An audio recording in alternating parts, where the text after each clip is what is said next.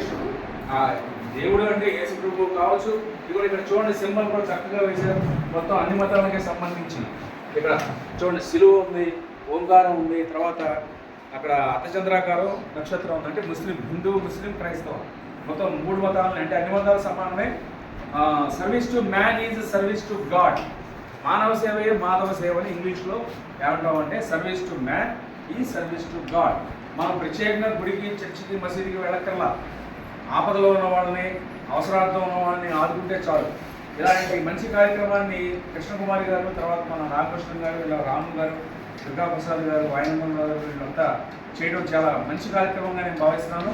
మరి ఈ మానవ సేవ మాధవ సేవ అనేటువంటి ట్రస్ట్ ద్వారా వీరు ఇప్పటివరకు ఎంతోమంది నిరుపేదలకు సహాయం చేశారు. తర్వాత దివ్యాంగులు, కళ్ళు లేనివాడు, కాళ్ళు లేనివాడు, మానసిక దివ్యాంగులు ఇలాంటి వాళ్ళందరికీ కూడా సహాయం చేయడం జరిగింది. ఇందాకే నాగభూషణ గారు ఫోన్లో కూడా చూపించారు సేవా కార్యక్రమాలు ఎవరెవరికి చేయడం జరిగిందని కూడా చెప్పడం జరిగింది.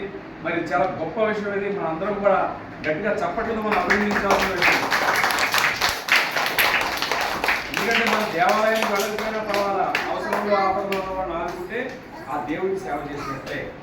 కాబట్టి ఈ సందర్భంగా మరి ఈ 4 విషయాలు చెప్పేటువంటి అవకాశాన్ని నాకు ఇచ్చినటువంటి సుధాకర్ మాస్టర్ గారికి, మన వచ్చిన అతిథులందరికీ కూడా నా హృదయపూర్వక నమస్కారాలు తెలియజేస్తూ ముగిస్తున్నాను.